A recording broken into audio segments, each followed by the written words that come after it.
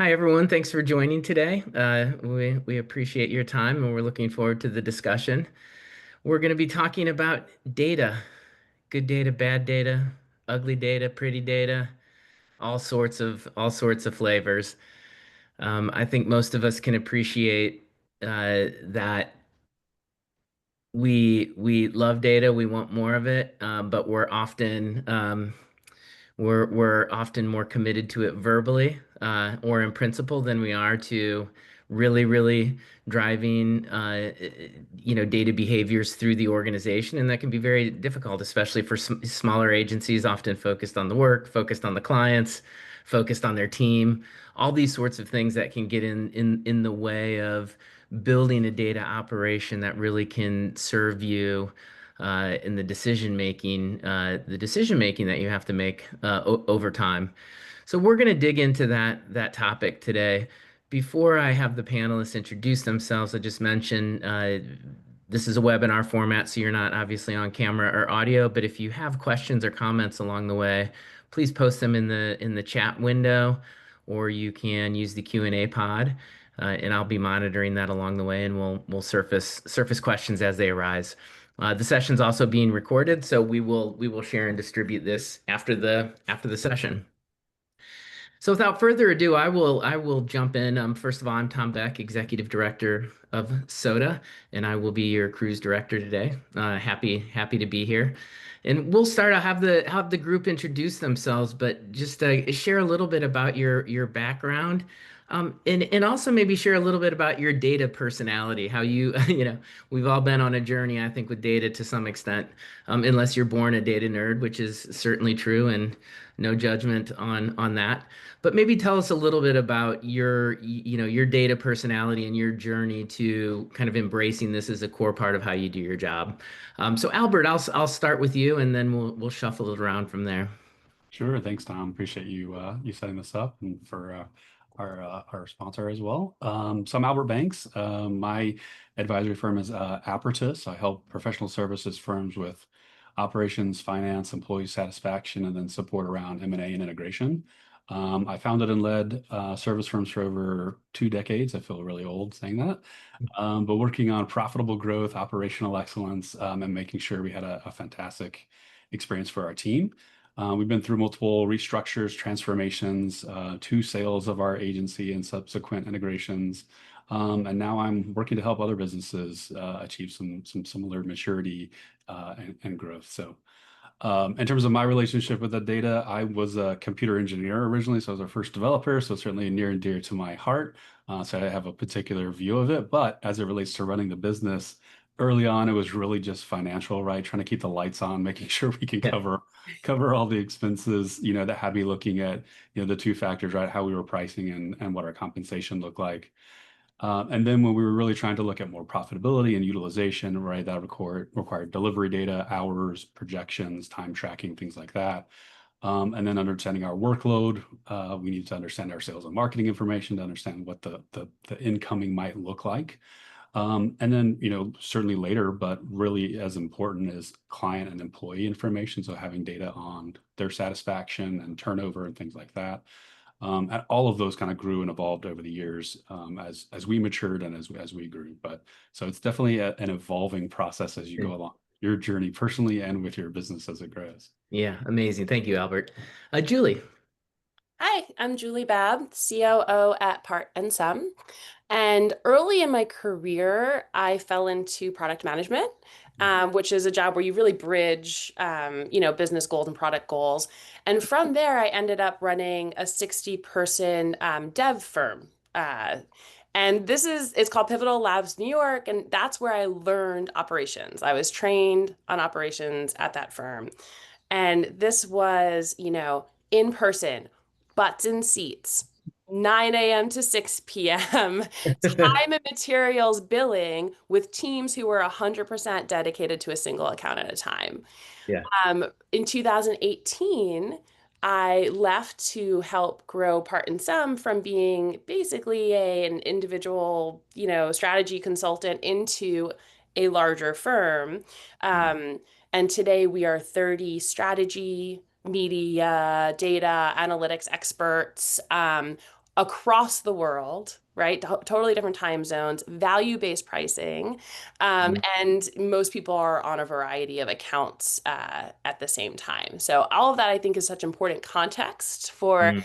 all the data inputs that you're dealing with and sort of what matters at different types of firms, but then also different phases of those businesses, from Part and Sum, from when we were 2 people to now at 30 people. So learned a lot, made a lot of mistakes, had a lot of breakthroughs, and excited to sort of talk about those today. Yeah, absolutely. So thanks for being here, Julian. I love this perspective because you have both the view of data, the importance of data, both in terms of running the operations at Part and Sum, running, growing the operations, but also you do data intensive work on behalf of your clients as well. So you kind of have Yes. Yeah. some dual perspective there. Which is, more, I mean, it's always so vital, but for our clients, it's more important than ever with AI. Yeah, for sure, for sure. And over to you, Grant. Yeah. Hey, I'm Grant Hultgren, and I would echo what Albert said. Appreciate you, Tom, setting this up and inviting me. And I'm Vice President of Customer Success at Parallax, and we're a SaaS product that runs on data, input from people, and so we bring a heavy focus there. But I have twice implemented Parallax as COO of different organizations. I've been COO of three or four, two acquisitions in that time, helped two others grow sustainably. And I think it's probably maybe similar to Albert. I wasn't the data engineer guy, kind of opposite. I was like the account guy that grew Hmm. into operations. So I had to learn the data side. And I loved playing with computers and I loved databases. And we did a lot of HIPAA dev and API endpoints. So I learned the trade, like similar to you, Julie, on that regard. But applying it to people was always sort of that like growth side to me because I always wanted to be a people first manager. And so it took some learning of like balancing for me of the right data for the right teams and Hmm. how to make sure you get the complete picture. But I'd say I hope I'm there. It's always evolving. But I think looking at organizations, I do have a pretty specific viewpoint on what data matters because the point, and I can't remember Albert or Julie, if one of you, clarity is kindness, right? And to me, I've always tried to structure our data such that it didn't create arguments, right? Are we all looking at the same thing? And I think that's the way I've been trying to approach it here in my point in the career now. Yeah, awesome. Thank you. And before we dig in even further, big thanks to Grant and the team at Parallax for partnering with us on this and making this session. And we've got two others in this series coming up. So thank you guys for the partnership. Um, in that vein, and I'll continue with you, Grant. And I started with this a little bit, which is I talk it through Soda and through my previous roles. I talk to a lot of agencies, and obviously, data has been central to the discussion for many years now. I think it's just central to the broader internet digital discussion.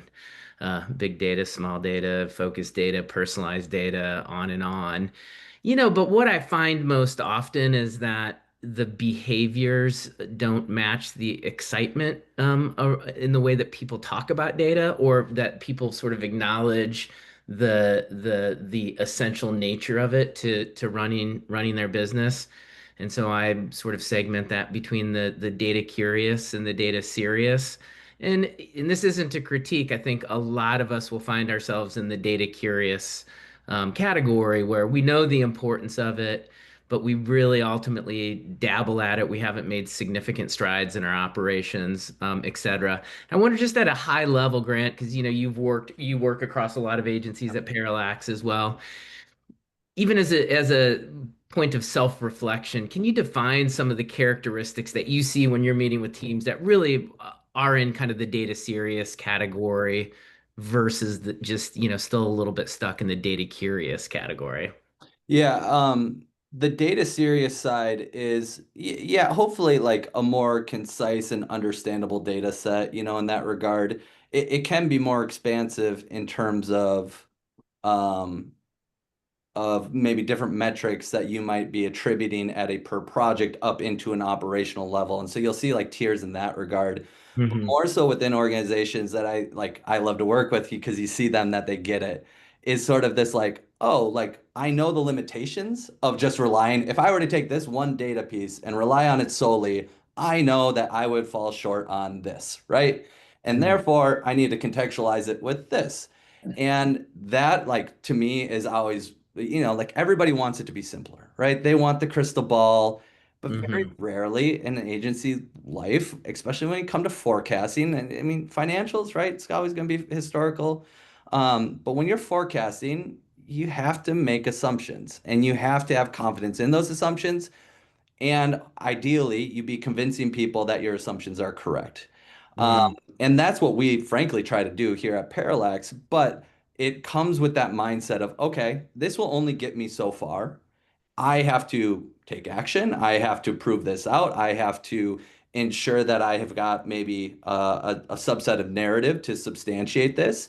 And that's where I think the seriousness comes in. I don't think there's one core metric necessarily, and I know this will come later, that will give you that, like, oh, if you do this one thing, you will be successful. It's obviously an aggregation. There's human components to every one of our organizations, and we Yeah. have to balance that. Yeah. If we don't, then it doesn't really matter how good your data is. And I think it's that sort of willingness to wrestle and to understand that I love that I would attribute with like that data serious mindset.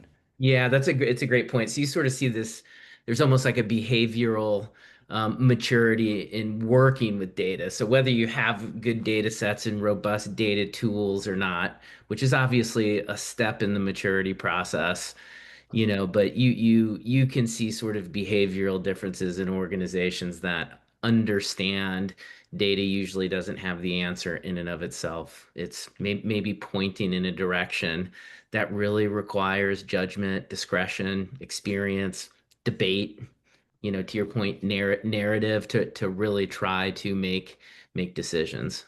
I mean, we all come from database, driven solutions, right? I think we all wish it was as Yeah. simple as getting a 400 error back, right? Oh, I'll fix that endpoint, right? Like, and it's not. We're dealing with people here.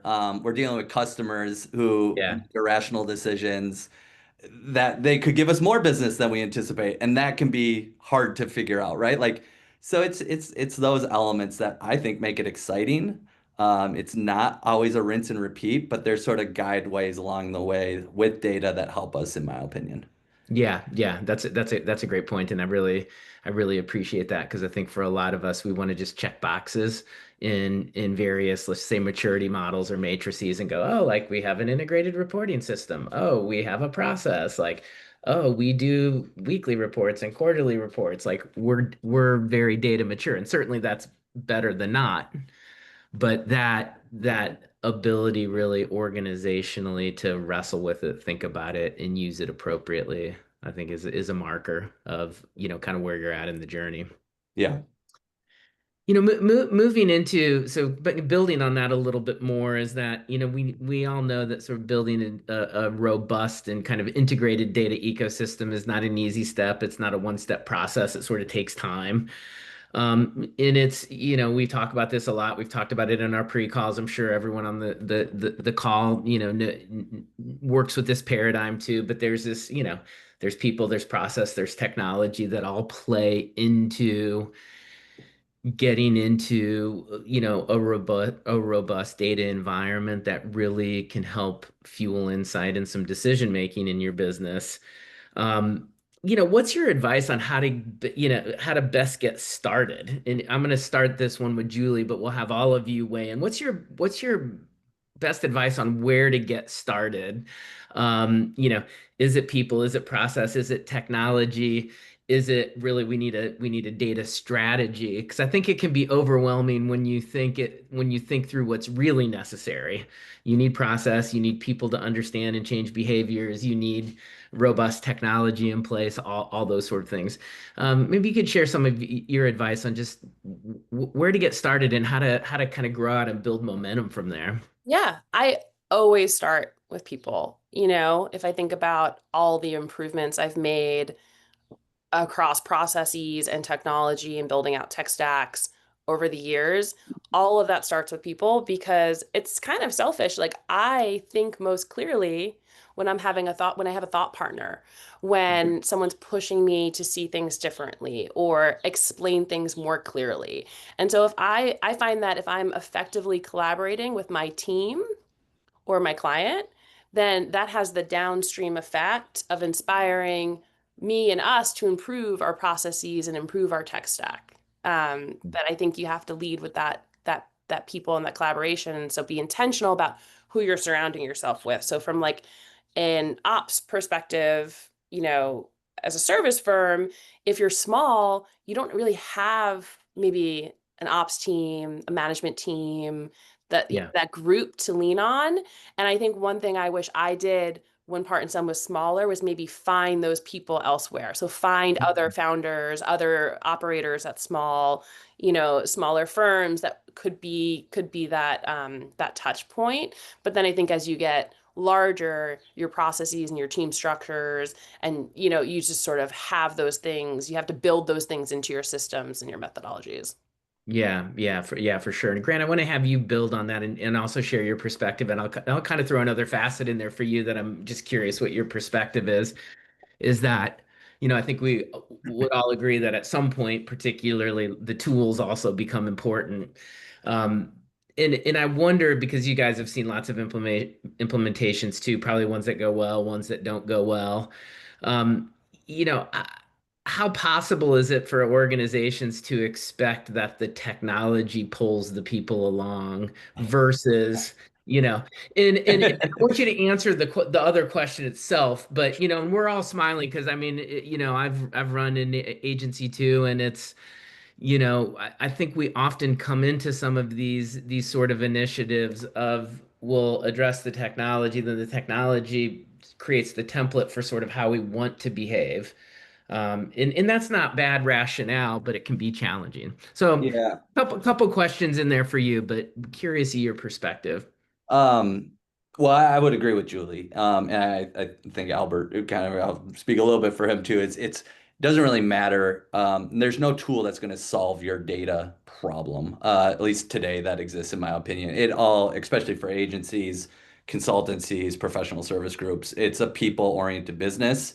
You need people input and you need to explain to them why. I firmly believe in an AdCart methodology, which starts with awareness and desire.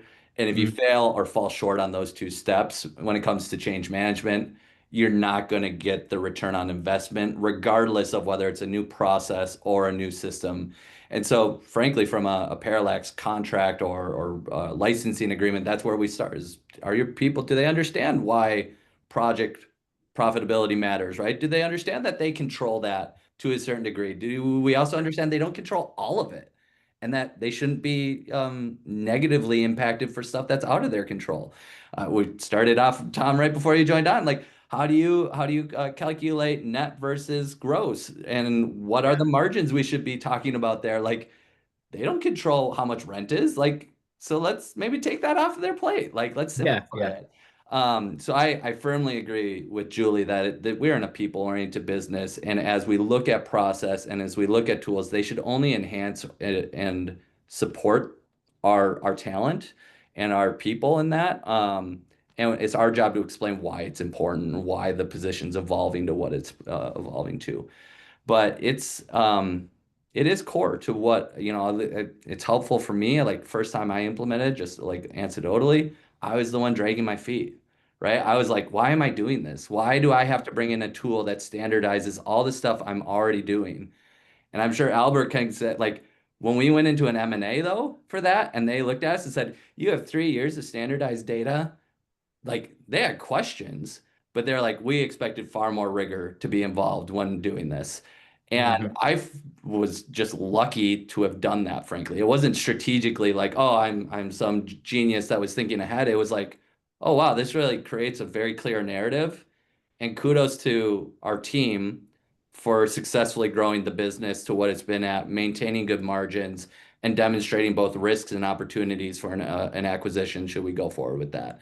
yeah, And that to me sealed the deal on the first one. And then that's where I sort of became, I think just more like, all right, this is my why. And this is how it benefited my whole team. They could work 40 hours, not be burned out at 60 hours a week. Like, and I can explain that now. And I think that is such a critical component when we're looking at data. It's how do we unify those narratives and bring people along? Because you're right, Tom, like just throwing a tool, throwing a new process at them it will die in the vine, in my opinion, within a short amount of time. Yeah, yeah. Thank you.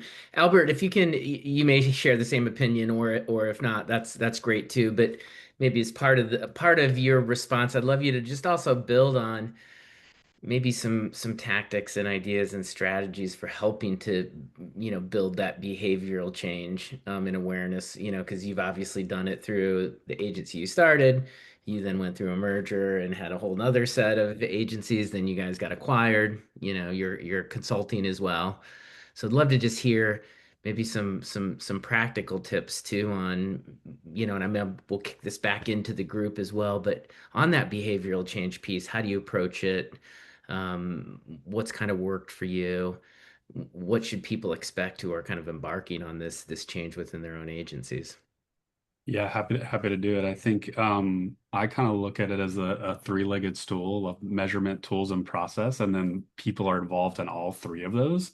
And each of those three, as they mature and evolve, the others are going to have to evolve with them. And so if I were to get started, I would start with measurement, which obviously includes the people, right? So looking at what are the right targets. I think the first time I did this exercise, I came up with like 60 operational metrics you could potentially, just like way too much, right? So really narrowing I'm down. sure the teams love that. You went out to them. It's like, all This right, is what we everyone, I could need you do. to memorize these 60 operational metrics. I will be That's quizzing right. you That's in the right. hallways on the definitions. Yeah. But ultimately it's like, what are they? What are they indicating? Are they redundant, right? So really narrowing down Yeah.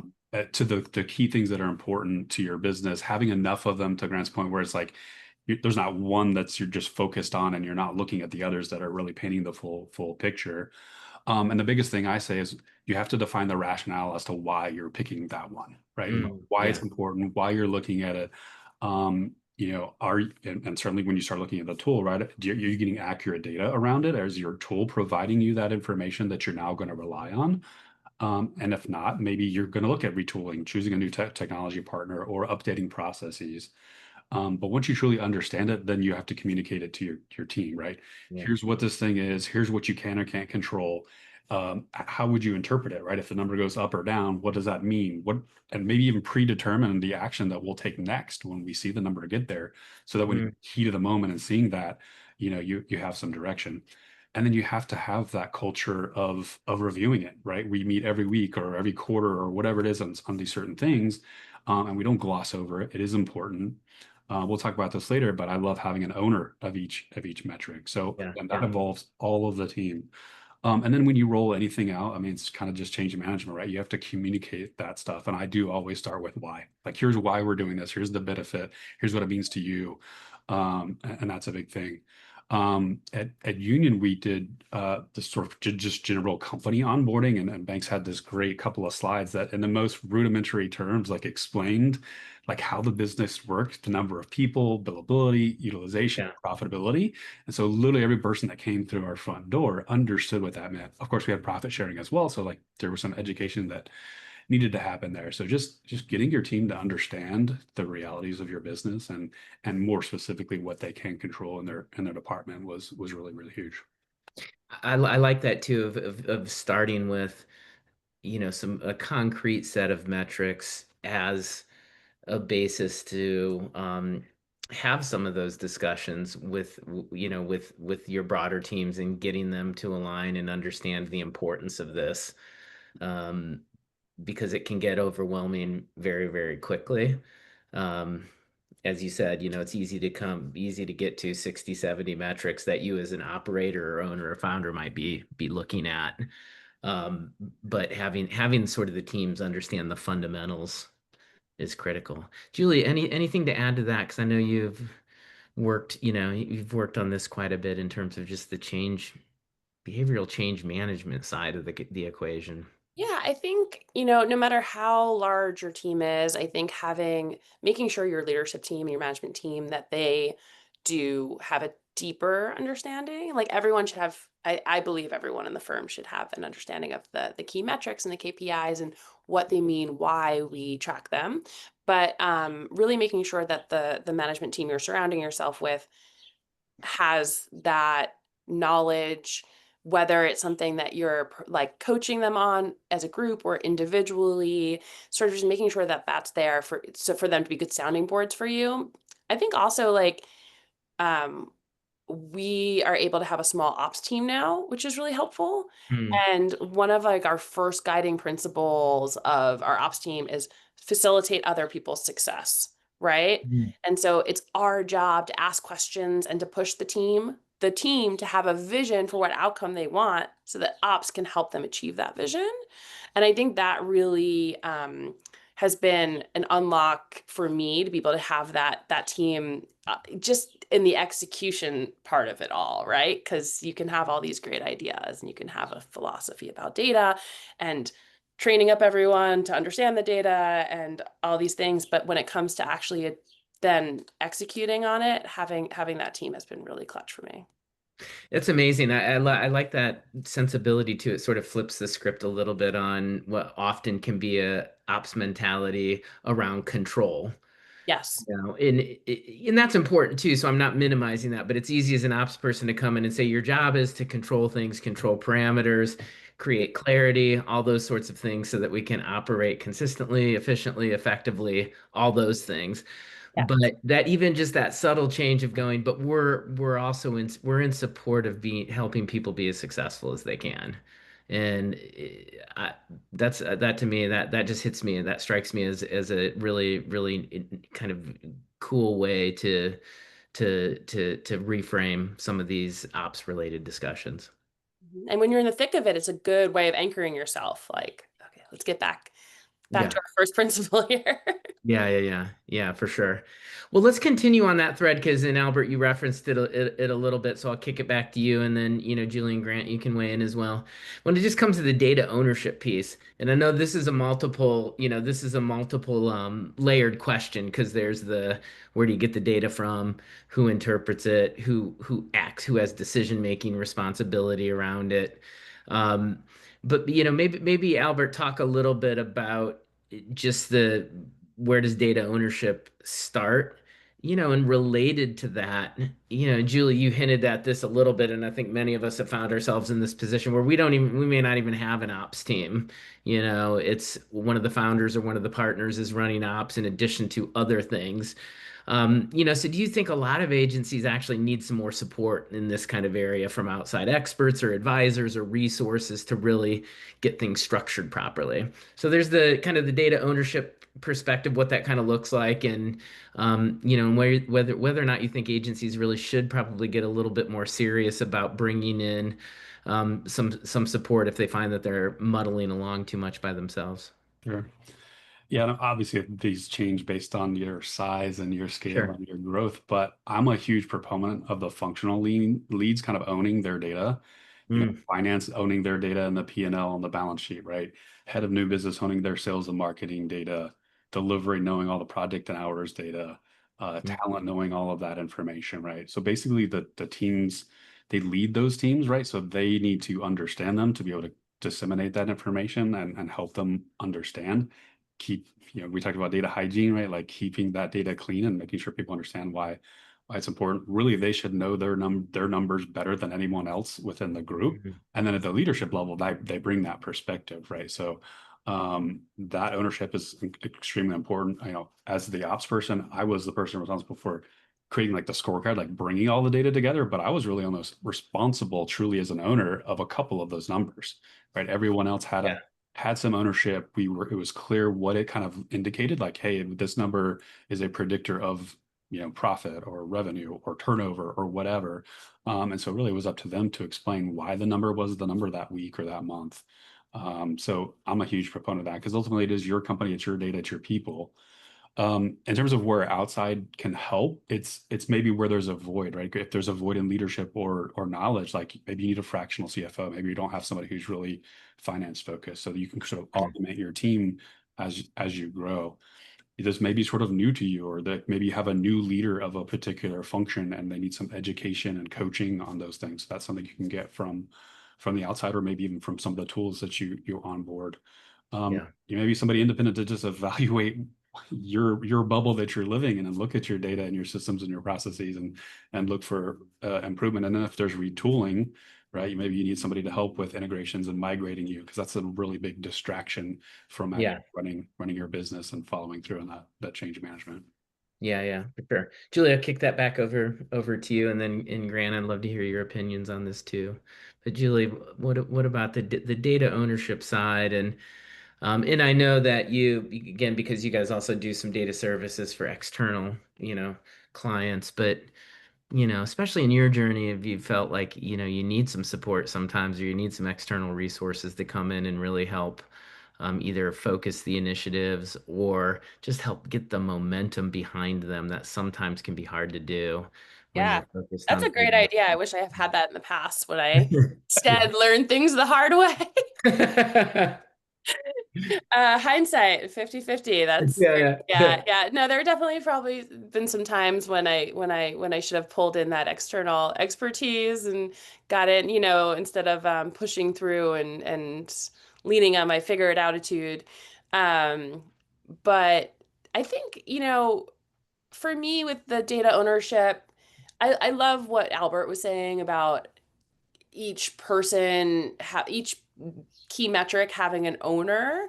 Um, Mm, I find in practice sometimes that can be messy because the data hygiene, whose responsibility is that, and then certain that you pulling data from different sources and in order to get that metric that that person owns, but they don't their circle of influence when it comes to the data source is not as mm. robust as you'd want it to be. So in practice, it can be a little bit messy.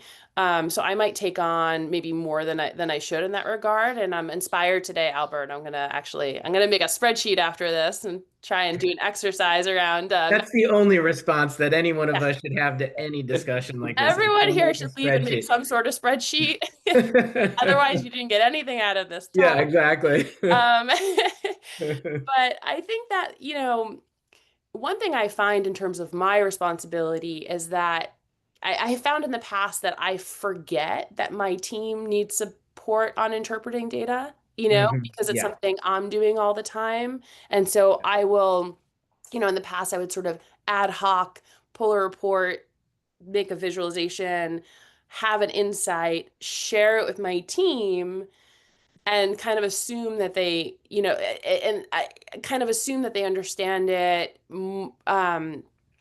They're thinking about it in the same way that I'm thinking about it. So I'm Hmm. trying to, this year, I'm really working to find ways to be like more proactive about offering that support. So I'm Yeah. even like, I'm trying to build a timesheet translator GPT for all managers. So they can have a conversation with the GPT and not just get an automated report in their inbox that they don't look at, or if they do look at it, they're like, I don't understand what Julie wants me to do with this thing, and they move on with their day. And rightfully Right. so, right? Um, so that's something that's been really top of mind in terms of data ownership. So it's like, what Yeah. is my responsibility in helping people sort of build up those skills around being curious and exploring and understanding the data from the app side. And I guess, you could say the same, we do the same from a delivery perspective. We're constantly providing data analysis and recommendations based on that. And so it's not dissimilar to, from like a delivery perspective, our process Yeah. is. Yeah. Yeah. Yeah. And so I want to put a pin in that and come back to a part of it, for sure. But you raised something that was on my mind too. And in Grant, I'll tap you in on this, and Albert and Julie, feel free to weigh in as well. But it has to do with the data integrity side of it. So, Albert, you talked about it's important for people to own particular metrics, know that they're responsible for understanding the metric, understanding what's going into it, and also understanding the conditions that influence it and why it might be up, down, or not. But one of the pieces is just the data integrity side, and I think of it through like a financial lens of how we will segment bookkeeping from, someone who can do transactions from someone who's actually interpreting it all, so that there are there's the right levels of accountability across that. You know, in the worst case example, and I'm not saying this happens, but it's like if you have a person who controls a metric, reports on the metric, and controls all the data that goes into the metric, then there's, can be problems there. Like Grant, from your perspective, that data integrity piece of just making sure that someone other than the person just interpreting the data is also looking at, are we getting good data into the system? How have you kind of seen that play out? And I know it's like it's a beast of a task. Yeah. Yeah, it's interesting. I mean, I would agree with Julie and Albert, especially what we talk about is like the democratization of the data, right? Yeah. But that only works, and there's two examples. I come from ops, right? And so who drove me most crazy? The salespeople, right? Because this deal's gonna land next week. It's gonna be huge. You're gonna have to hire 3 people to do this. And I'm like, show me the contract, show me the data, right? Like, Yeah, yeah. oh, well, I just know, right? Because I had a really great sit down and coffee with the CEO over there. And I'm sitting here like, you want me to hire 3 people based off that? Like, this is, yeah. And the other side too is on timesheets, right? Like that's like sales side, great. Let's speculate about what could be, right? And as an ops person, I should be enabling exactly what Julie said, enabling the business, enabling the revenue, helping and supporting however I can. Timesheets, though, we see it all the time, and I used to be one of these too. It's like, get your 40 hours in. Well, I didn't work Yeah. 40 hours. Well, you didn't hit your billable 36 hours. All right, PIP, right? Now, well, guess what? Now everyone's going to report 40 hours of billable work, and they're going to plant their time wherever they can, and they're going to blow up all my projects. Like, and we do it to ourselves all the time. And I think that's kind of step one when we look at data integrity. Like, we got to make sure that we understand exactly what Albert and Julia are getting at, the narrative and how we support our teams. What are the expectations there? How do we make sure it's not punitive? Because the economics of that will just drive bad data and unreliable data. Then, Yeah. as we collect it, it's what do we do with that data?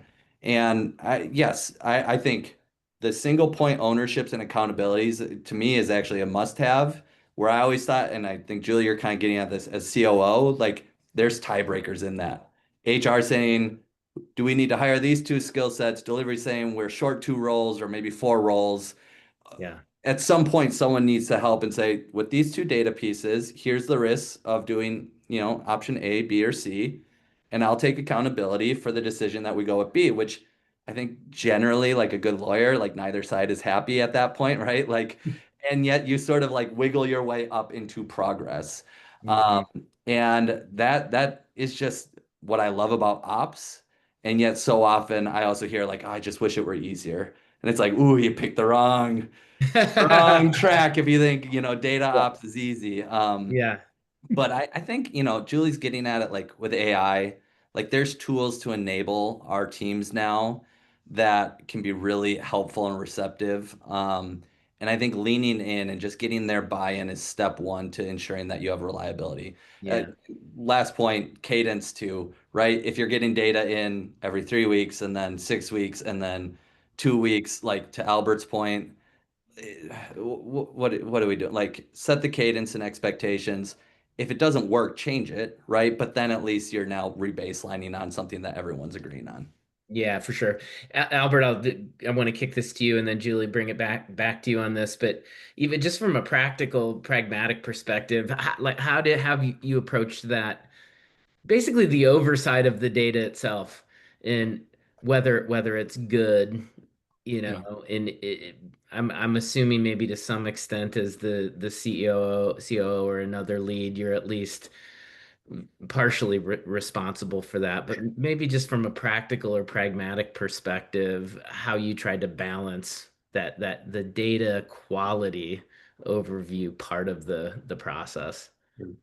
I mean, I think data integrity really falls back on like the actual culture of your agency and like how people are expected to behave. Like they can raise flags when there's clear issues, like they can call BS on a number, right? They Yeah, can ask questions like, well, how did you get to that? Right. I think creating an environment like that, especially at the leadership team, is critical.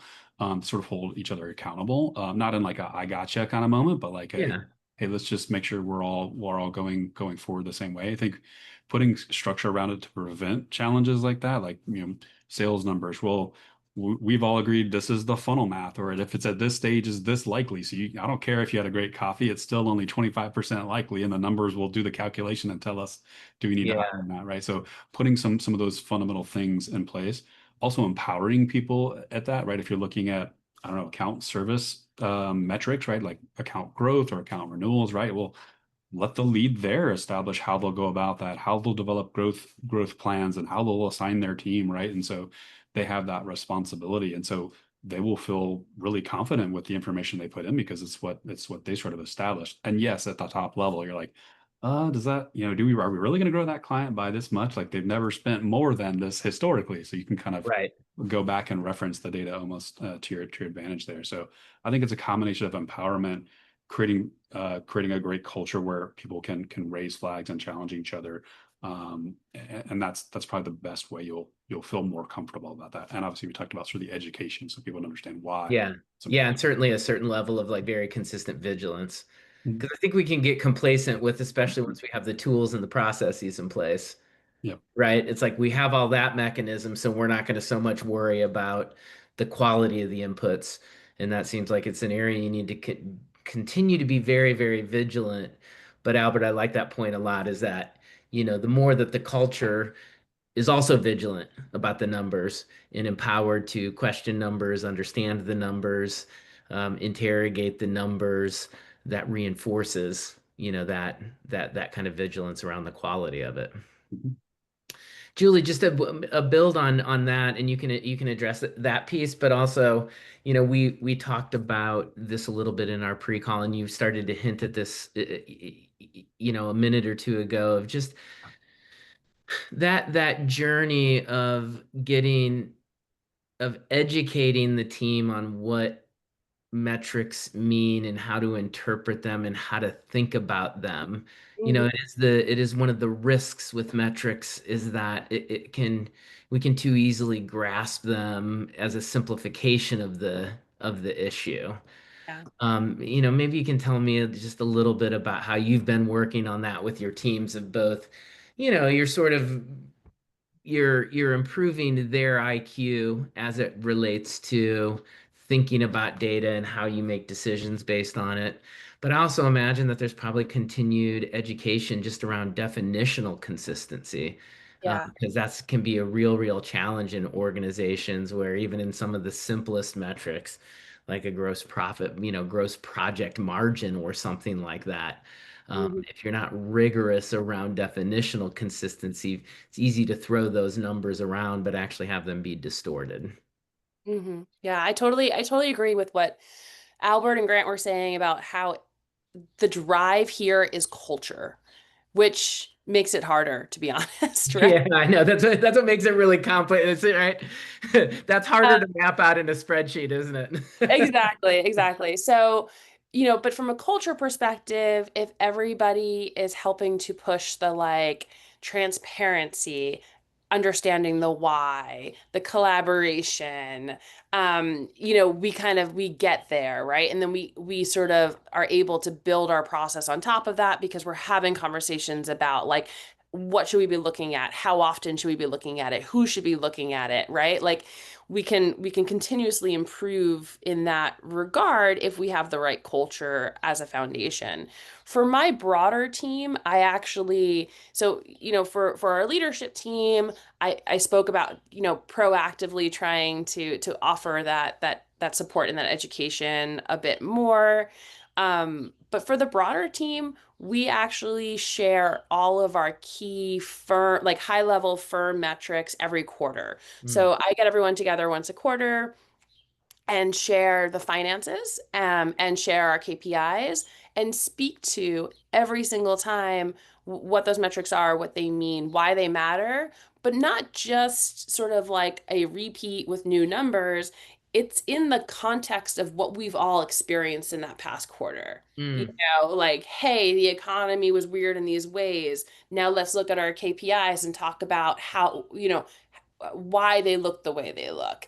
Hey, we won this amazingly huge client this past quarter. You've all been so busy working on that. Let's talk about the metrics in the context of that. So I think that that quarterly cadence is really nice for everyone on the team, from interns up, to sort of have that moment where they can look at our firm health, understand it because we're talking about it, connect to it because it's related to the context of what they're experiencing day to day, and then go back to that not being their day to day responsibility. Because, like Albert said before, if you're a mid-level strategist, you have no control over what we pay in rent. So that, we can't have that expectation of them being concerned about those metrics more than that quarterly cadence. But that quarterly cadence gives the transparency and the connection to the business and how it works that I think helps just sort of more broadly. Yeah. Do you find in that cadence or in that process that you're often or at least consistently kind of reminding team members to definitionally of what these numbers mean? Kind of We do the how quiz. you get them Someone to was them? joking before about I was this I was metrics, the yeah. quiz. I do quiz people. Like if you've been at the firm for a I while, love that quiz so you. much. I can't even tell you. If you come to Global Summit this year, we're going to actually execute that even just within the soda crew, because if we did that, actually, we'd probably get 15 different answers, even just for Right. something like Yeah. EBITDA margin, actually. But to tie it back, there are some key metrics that I don't share. And Yeah. it goes back to something Grant was saying about timesheets. I don't actually talk at all about billability. I Yeah. look at billability all the time, and sometimes I'll pull my management team into that conversation. But from a culture perspective, to like open that can of worms, there's too many opportunities for it to be misinterpreted for a whole quarter before we talk about it again. Yeah. That we don't, there's just certain metrics that I don't think are as key to the broader health of the firm on, from that high level, that I keep out of the conversation because it could go sideways, really. Yeah, for sure, for sure. Uh, one quick comment for the audience. We have about 10 or 15 minutes left. So if you have any questions or comments you want to make, please do that, and we'll build those in. But we'll keep rolling in the meantime.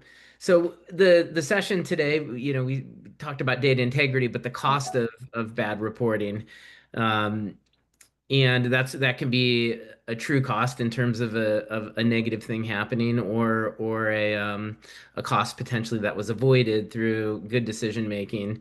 So I'd love to hear from each of you just in some specific examples of where, good and timely data, obviously combined with some good decision making, really helped you avoid a negative, potentially negative outcome, or potentially, I mean, it's the same thing. It's the other side of the coin, or sort of like create a good outcome. And Grant, I'll start with you on that. Yeah. For me, shameless sort of plug, but like the first time I did implement Parallax, and like I said, I was dragging my feet. I got converted and we implemented all that. And I still was like, oh man, like, okay, exactly, to I think the points being made, like we're spending more time here where I'm having to educate my team. They're working on their data sets. We're aggregating that. Like there's maturity there. I'm glad that was good.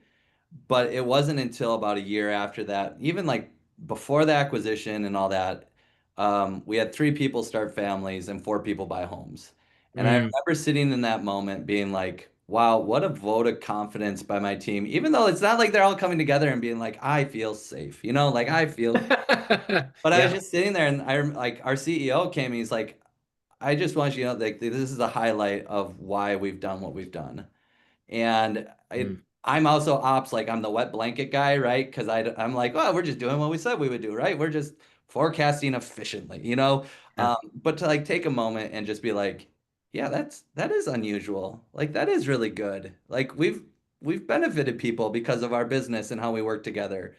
Yeah. And I'll never forget that feeling. And like, there's been plenty of low moments too, right? Where I've made bad decisions or I reacted poorly to data that they couldn't change. The person who was like killing the messenger, right? And I've had to take those in stride and be like, I'm not going to do that again. But Right. and that one, that was a moment where I just got to hold it for a minute and be like, yeah, a lot of hard work by a lot of people went into this. and that felt Yeah, so really your good. example is essentially like we were able to create at least enough visibility and enough understanding within the company about sort of where, where our financial health was at, what's coming, at least within reason. It was That, an aggregation of all these metrics, right, over the course of, 18 months effectively, where it's never just like one aha, like we're done, we've won the game, right? yeah, It was just a lot of hard work and ups and downs through that gradually got us. And I think even though the culmination of the data wasn't some maybe 10-figure acquisition or something, it was sure, really sure. meaningful to these people. And that to me as a leader just was like, yep, this is why I love doing what I do. Yeah, Um, and it was because we had gotten serious about tracking at a per project level for us our profitability, because that was what was burning us in the past. It's three or mm, four projects running over that killed our margins or killed our profit. And, we always said, well, that's the reason we'll do it, right? Like we're serving the customer. But if it's holding back like actual growth yeah. at an individual and organizational level, because we organize the data, we could actually do something about it and we could be more proactive about it. Yeah, and that's absolutely a scenario that if you get that data eventually, but if you get it after the project's wrapped up, then one, What are you don't gonna have, do? yeah, you Yeah, don't have an opportunity to change it, and two, it's also put you 2 or 3 months behind or 6 months behind other proactive decision making you should be doing if your margins are plummeting, right? 100%. Julie, how about you? And I know in our pre-call you shared an example, but you probably have others. Just it doesn't have to be significant, and I think that's, but just some aha moments where it's like you had access to good data that you might not have had in the past, and it enabled some decision making that you're just like, this is why we do this. Um, Absolutely. I used to not have automated tracking on billability. Mm, That's been a huge, having like implemented that over the last year has been huge for me because it's like you just such it's more accessible, right? yeah, And that's been helping, if you go back to making those management decisions, that's been really helpful. I'm trying to think of more aha examples. I think the example I shared was more on the other side of of avoiding, yeah, you negative had this, yeah. outcome. Yeah, but that's it. But that's equally good. Like you had some insight into something where the team was going to probably go in a direction, and you had data to suggest like, well, or they were going to agree to something with the client. Well, I had a situation where I messed up because I had a large client call me and Mm, um, while we're on the phone, they're like, here's how our situation has changed. Can we change the scope in yada, yada, yada ways? right. Right. And I'm pulling up timesheet reports while on the call to see Yeah. how many hours have we burned? Would this really impact our margin if I squint at the data? And it was like such a great moment because I could make that assessment on the call Right. and agree to the yada, yada, yada changes in scope. No big deal. We value partnership. This is, we want to be flexible and adapt to change. Hang up. And 2 days later, find out that one of the key leads on the account hadn't submitted timesheets in a month. Right. So Yeah. was pretty ticked off. I think it's an Yeah. example of a potential to be good, actually bad experience. But that's great though. I mean, but that's exactly right. I mean, it's a clear area where this is a good example of bad data, right? Where hmm you actually had mechanisms in place for reporting and access to data you needed to feel like you could comfortably make a decision with this client of, do we have some room for a little bit more scope creep? Is this something we can invest in? Only to find that, the data that was in the system at the time wasn't accurate enough to really do that. Yeah. I have another example that might be relevant to people. I mean, timesheets is the most relatable data challenge on earth, right? But we actually manage a lot of media, and for certain contracts, we will have some component of our fee be commission based. And that's really challenging to forecast if it changes, which, things change. So that's another use case where we were having challenges and we had to find a solution. And the solution, surprise, was cultural. So I Mhm. realized what was happening was sort of a lack of an understanding between my ops team and the account team managing the budgets around why we needed that data in order to forecast revenue. And then the solution became more of like a how we collaborate together solution more than a tech Yeah. solution, right? Yeah, that's great. Albert, I'm going to call an audible on this just because we have only a few more minutes, and I want to close with this and hear your perspective on this because we've talked about it a little bit.